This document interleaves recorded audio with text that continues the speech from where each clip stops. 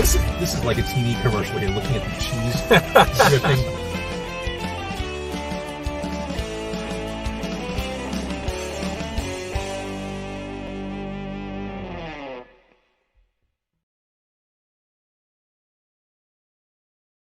And that's right. Here it is, Car Con Carne. Happy Hump Day. I'm James Van Ostel. Car Con Carne is sponsored tonight by Siren Records in McHenry. So I've been trying to think all week. Going to Siren Records is a reward for myself. It's a reward I give myself. It's a reward I gave to myself a lot over the past 13 months, over our time of shared crisis, over the pandemic. I love going there. I think I'm going Sunday morning, right when they open. I've got to get that new Gojira on vinyl, and I'll probably just burn an hour just walking around. The first couple passes through Siren Records, those are just for show. That's just to kind of get the feel and the vibe right. Then second hour, that's when you get down to business and really make the determination of what you're going to buy. I love going there. I love spending time there. I'll be doing it again this weekend, thanks to Siren Records for, again, sponsoring Car Con Carne. My guest tonight, he's been in the hospitality business for decades. He is Ken McGarrie, and his career has led him to major food locales like Ontario, Dallas, and New Orleans. Here in Chicago, in the big city of Chicago, he was the director of operations for Dynamic Group. More recently, he opened the consulting firm Corgan Hospitality, and he has shared his industry knowledge and insights in the new book, The Surprise Restaurant Manager. Ken, good evening. Thank you so much for having me. I appreciate it, James. Ken, you kind of come at this podcast from two different directions. One, you look very professional. You've got the microphone, you got the ring light, you got the locale. But getting off the starting block was a challenge tonight. Yes, technology. all mine on all blame is on my end. I just could not figure out the links. Yes, and I at this point you think it'd be better at the technological aspects, but it really is my weak point. You probably are good at this. I think we're at a point of just denial. Like, we've been doing this for so long, doing video streaming. We just all want to be done with it. I think it's our minds rebelling against the digital fortress we've been living in for the past year plus. Absolute possibility of that being the case. Hey, that's what drove me to write a book. A year of being off and deciding to do something on the downtime. So many of us have worked in the hospitality industry at one point or another. I'm hard pressed to think of people I know who haven't. I think a lot of us, even if we're not currently in the industry, can identify with what you talk about and recommend in this book. The world of restaurant management it's challenging. In your own words, 1 minute you're a carefree bartender, successful server, or maybe a comfortable retiree. And then, my words, you got to figure all this stuff out. 100%. And you're just handed the keys and zero training.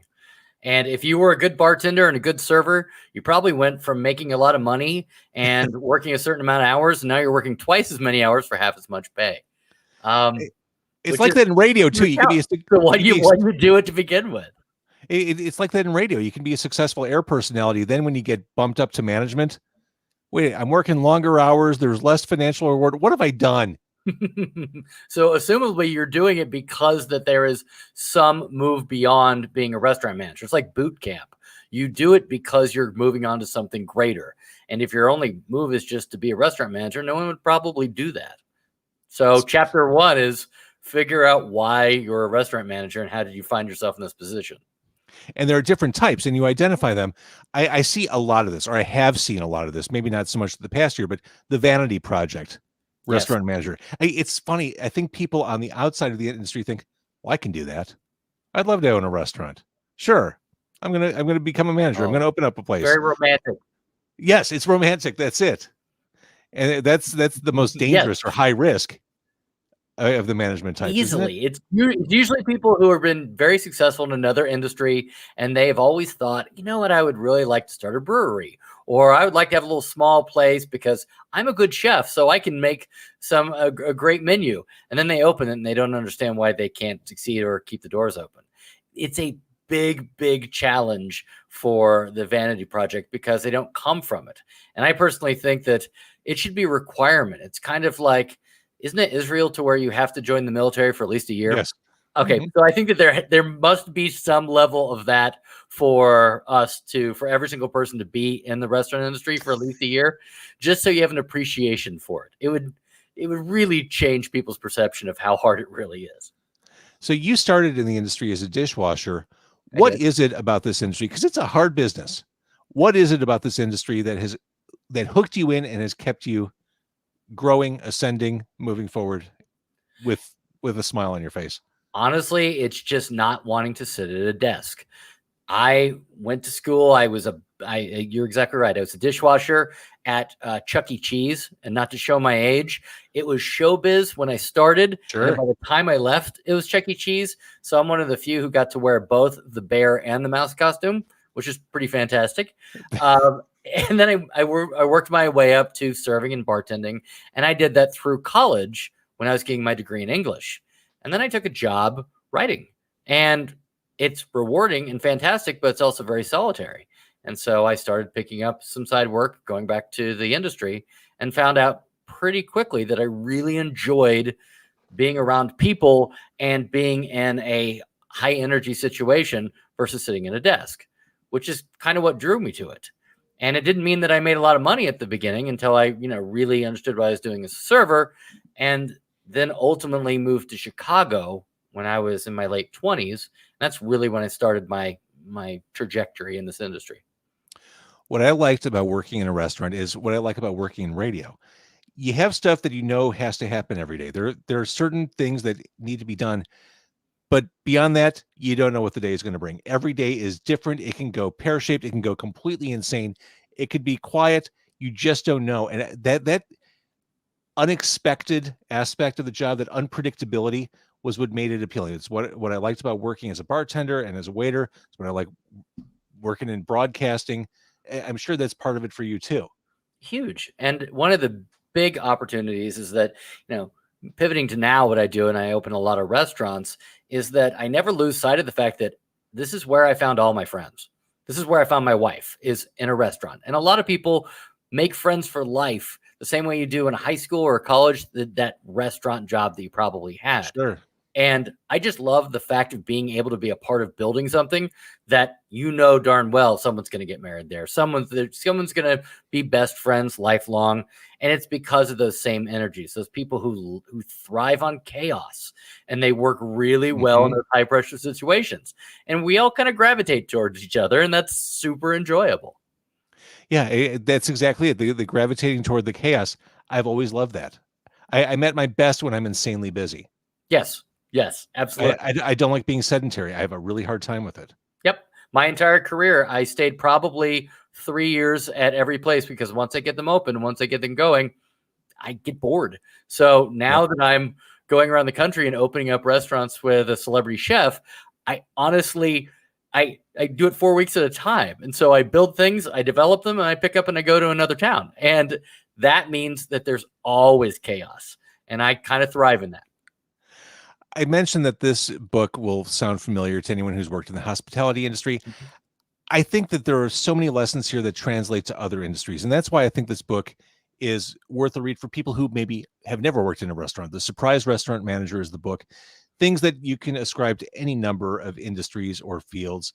Even things like you mentioned, embracing blunt criticism. No one likes criticism. No. They say they do. They tell you all the time, I want you to tell me straight. But the minute you do, they recoil and they get very upset about that. Absolutely true. But you have to get to a point of appreciating the fact that people will shoot you straight, as much as we're not inherently used to saying, oh, that's great. I'm often surprised. When someone says to you, oh, thank you so much for doing this, the automatic gainsay response is always, oh, no problem. Or, hey, it's not a big thing. Instead of just taking ownership and saying, you're welcome. You did something. I'm taking this. That level, it's that same response that makes you go, oh, criticism, I really want it. Oh, gosh, no. And they get really upset and recoil. It's especially when you get to owners and people who own a lot of restaurants, you have to deal with people that have very strong personalities, but it's the same strong personalities that actually drive the success. Because if you look at the success and failure rate of the restaurant industry, a normal sane person wouldn't do it. You have to be a little headstrong. You have to be a little alpha to get in there. And they absolutely are, but it doesn't mean that necessarily translates to operations, which is why there's the yin and yang. And what are those numbers? I've always had in my head like 95% Yeah, I fail. mean, I think it falls in the same line as how much percent of your brain that you actually use. I've heard that number being everywhere from 10% to actually all of it.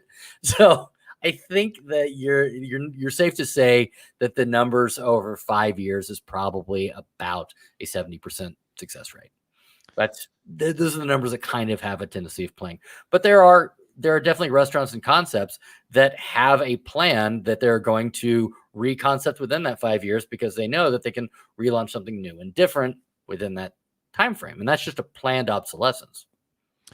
And this book provides help so that people don't fall off a cliff with their aspirations. There's some really helpful stuff. Again, lessons you can take and apply to other industries, things like data versus emotion.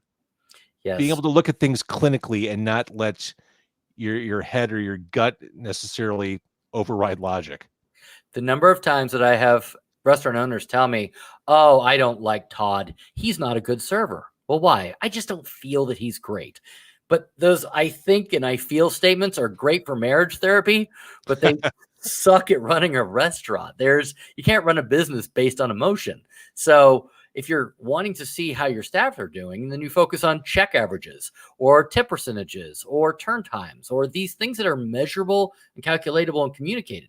So that way, when you do have those conversations with your staff, you can coach in things that they can actually work on. Because so often, and I'm sure that you've seen this in, if you've worked in the restaurant industry, the best servers get the best sections, and there's no explanation on why. And it's okay. It's not T-ball. It's major league. You're supposed to put your best people in your best sections, Right. but you're also supposed to have a conversation with those other people who aren't as good and say, yeah, Becky's a 4-table section and you're a 2, but here are the 4 things that you can do that are measurable to get you to be at that level. Not just, I feel that you don't have the energy. I think you're not as good, because no one improves by that. Let's talk a little bit about hiring. There's a lot in the book about hiring. And in my head, the way restaurants do this, or maybe just the way you approach it, is different from the way business generally hires, especially in the present day. And I say this anecdotally from my own experience when I was looking for work. I felt like when I was looking for work, I had to have a very specific skill set, and nothing else I brought to the table was consequential. Mm-hmm. And it was a real frustrating thing. I felt like I was getting knocked out by algorithms. Reading the book, I feel like the approach is very different. Hire the person, not the position. Correct. You're really hiring based on attitude and disposition, everything, and molding the job around that personality in some respects. And I do say at the beginning of the book is my heads up that this is definitely more front of the house driven. I have total love for chefs because I can't do what they do. I think they're artists, and I think that you're born with it and you have it or you don't. And as I also mentioned, they get to wear pajamas to work. So I really kind of envy that as well. So from a front of the house perspective, I can teach you to do anything. If I can take somebody who has the right tools that I can't teach and make them a great server or a great bartender or a great manager. The things I can't teach are work ethic and drive and personality. And those are the things that you want to translate at the table. But so when I'm hiring, I hire based on personality. We talk about the hobbies that they enjoy and then kind of extrapolate from there what those hobbies say about you. I thought that was so interesting in the book, based on whether they watch documentaries or you can figure out what personality type they are. And I'm guessing that maybe that's something other businesses and hiring managers do.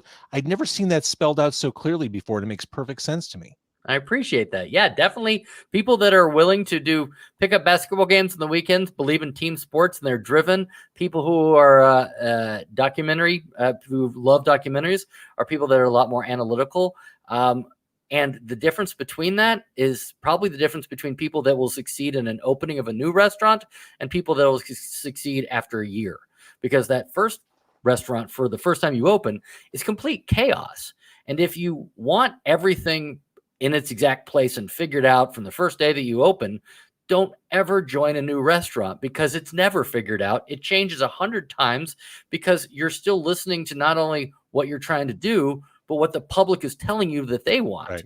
After a year, then it's all figured out. And if you're that person that's a lot more analytical, you'll succeed more in a year. But that's also where the creativity begins to dive, because at that point, you're not coming up with new systems. You figured them out, and now you're just mainstaying and managing the numbers.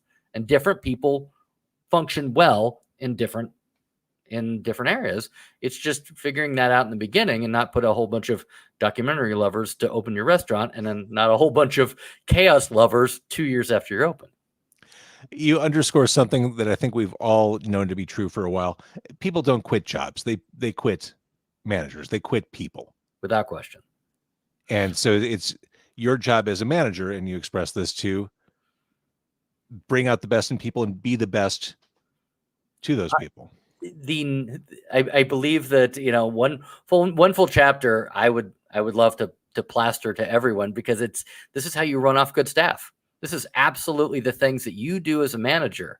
And the first and foremost is, if you're a good server or a good bartender, you can work anywhere. I mean, legitimately everywhere. And especially now, if you're a good bartender, you can pick up. So every single morning that bartender or server wakes up, they are making a conscious choice to decide to work for you. And that should be met with appreciation. But the number of managers that function from I've got a stack of resumes, and it's just wrongheaded.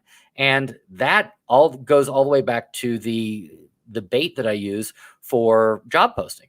It's a whole bunch of, this is who we are, and we would love to have you. And if you would like to be a part of us, we would love to, instead of, we're a place that is this award-winning blah, blah, blah, and wouldn't you be happy to be here? It's that immediate, we need help. And if you're the type of person to help out, we would love to have you a part of that.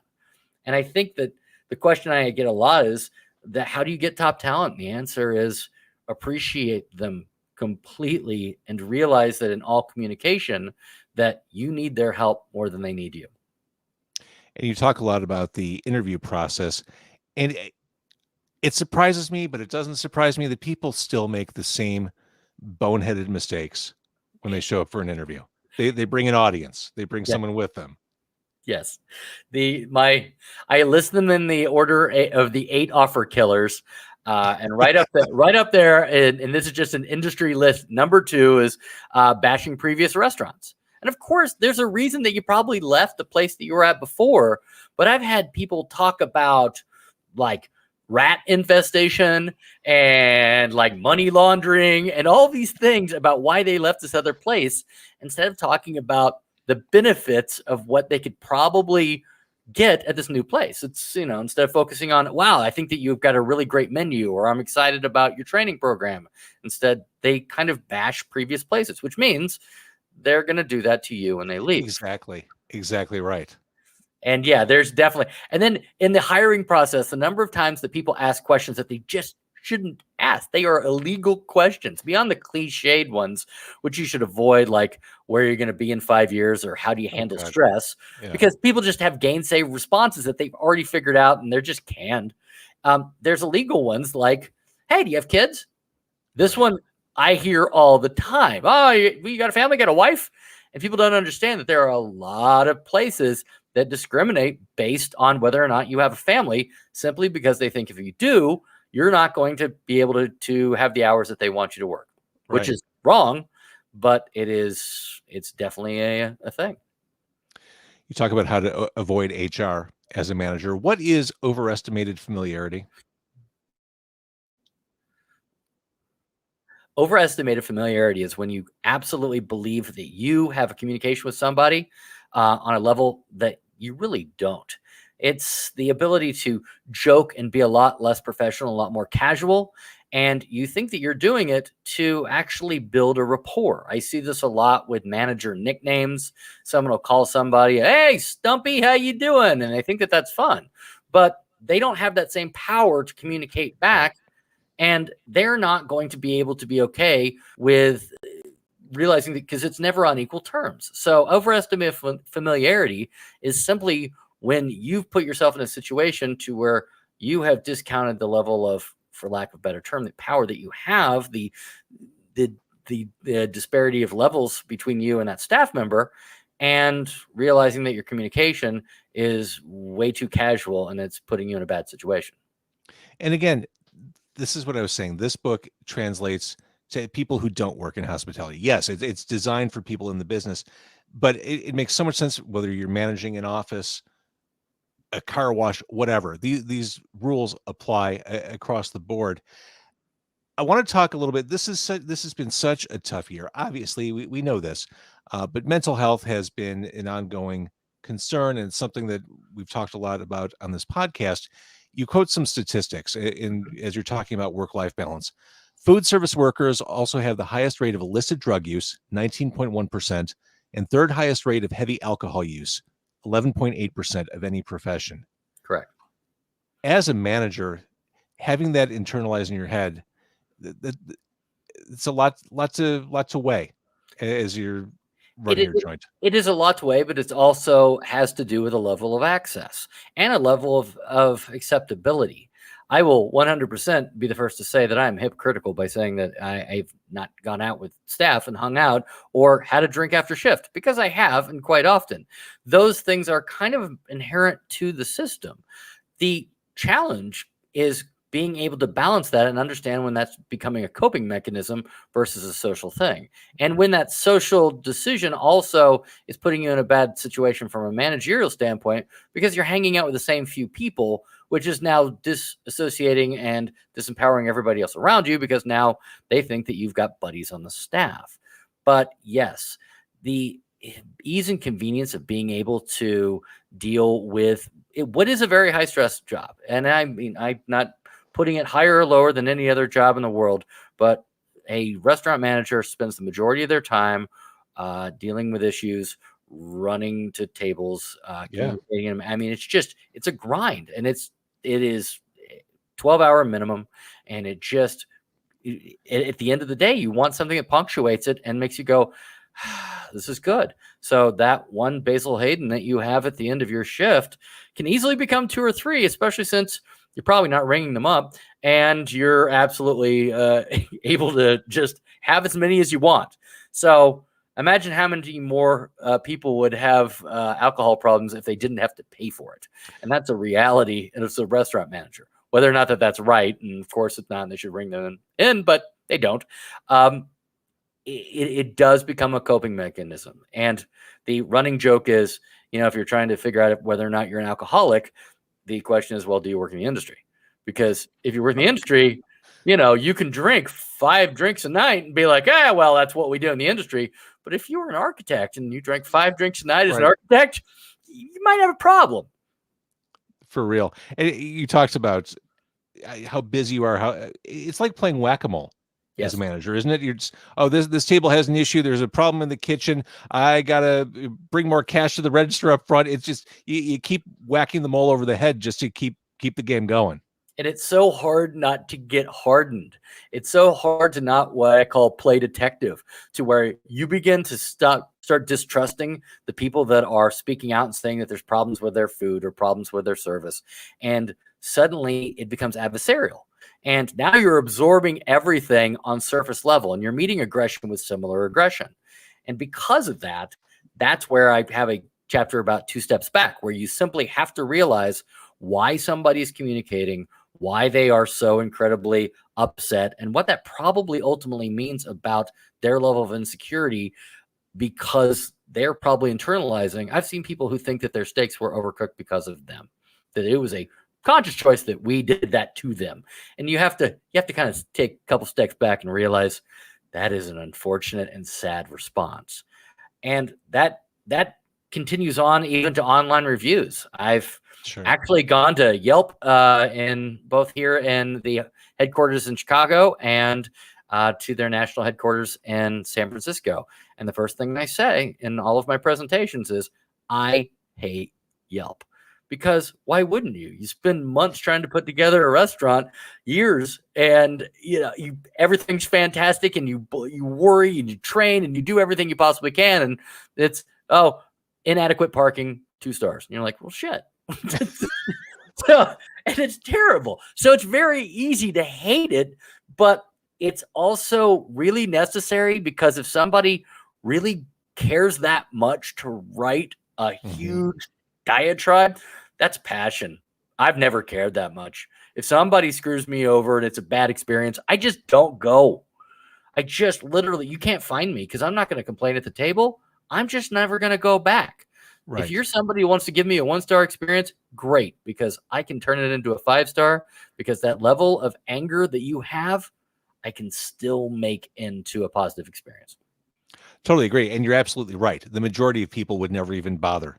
Nope. I Going wouldn't. along Would to do you? it. I mean, you're going to go on and write a 5-paragraph about how you felt about your Yelp experience? You know, there was a time. Do you have a Yelp account? It's okay to admit it. No, I do. And I think I've reviewed like 3 things. And there was a time 5 years ago, I wrote a really shitty thing about a restaurant, and I published it. And as soon as I publish it, I'm like, oh, I feel awful about this. Why did I do that? And so the other 2 reviews I have are positive.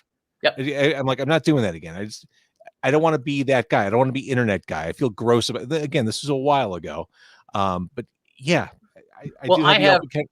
I have one too, but I only use it for positive things. If you want to reach out to a restaurant, do so, but reach out to the restaurant. The thing about all online reviews, whatever they are, is it's never written to the business. It's always written to the public. So it's, this place is great, you should totally check it out, or this place sucks and avoid it at all costs. It has nothing to do with reaching out to the restaurant. It has to do with reaching out to their audience. And when you get to the point to where you're communicating to people in their audience, the worst thing that you can do is respond publicly.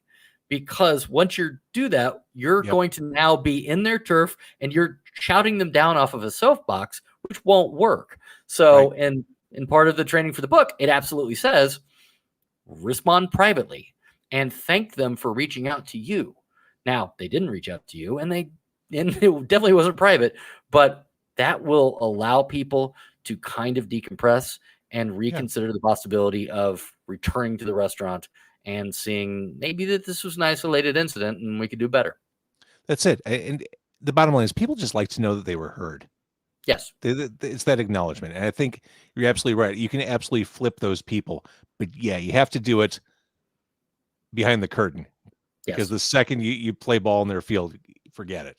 Yeah, exactly. Because I mean, I could stand up, and I'm not political, but I can stand up and say, I will vote for every Democrat in the world. And then if you said to me, well, what about that guy in the 14th? He's kind of a scumbag. I'd be like, I don't care, because I'm shouting that out. But if you pulled me over quietly, I might change my opinion. But I'm not going to do that publicly because I don't. And the thing that I always love is that people will say, well, you can bite me back, but I'm not going to change my review.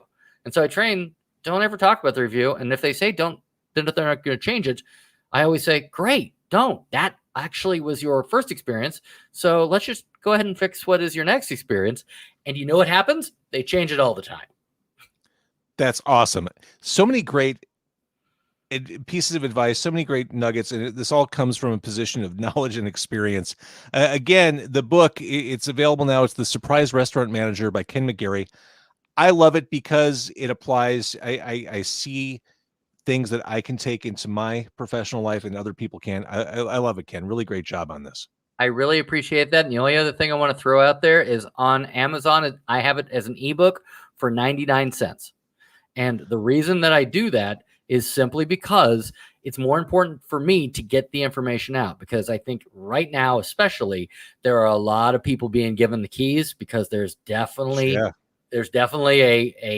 a lack of having staff in restaurants. And so people who traditionally weren't managers are being given that responsibility and zero training. So the message I would like to make sure that people understand is it's great to buy the print book, and I appreciate that, but you can get the 99-cent version by just going on Amazon and getting the ebook. And I love it either way. I love it. All right. Before I let you go, I know you're a music fan. When you're decompressing from your career as a consultant, as a manager, what are you listening to? I listen to Rage Against the Machine a lot. That's always been my thing. I would love to say that I'm into new music, but I'm not. I have to say, congratulations on the 600. And I went back and I watched, and just because it is a very small world, the chef I work with that I open up restaurants with all over the U.S. is also in Pigface. So I think everyone's. I think we're in Pigface. There's so many members. So I was like, that's great. And I used to know Stubby from Lucky Boys when I ran the Hunt Club in 2001 in in the Gold Coast. So being able to go back and watch your 600 was really kind of an old home day for me. Being able to see that's people. awesome. So it was awesome. So I appreciate that. And hey, here's the 600 more. Thank you so much. Yeah, Martin Adkins from Pigface, who's one of the most intelligent people I've ever spoken with. I mean, what you're doing for restaurant management, he does for the music business. Oh, well, he's a beacon. He's a beacon for musicians and anyone in that industry. He's written the go-to, the de facto manuals on how to conduct yourself in the business. He's awesome. So thank you for watching that. Oh, of course. Absolutely. All right. So the book, it's a value at any price. Let's be clear. The Surprise Restaurant Manager, but 99 cents for the ebook. You can have it on your phone tonight and read it. And it's a quick read. It's a comprehensive book. I love it. All right, Ken, stay right there. Thank you for doing this. Thank you. I really appreciate it. All right, Car Con Carne, thank you for watching and listening.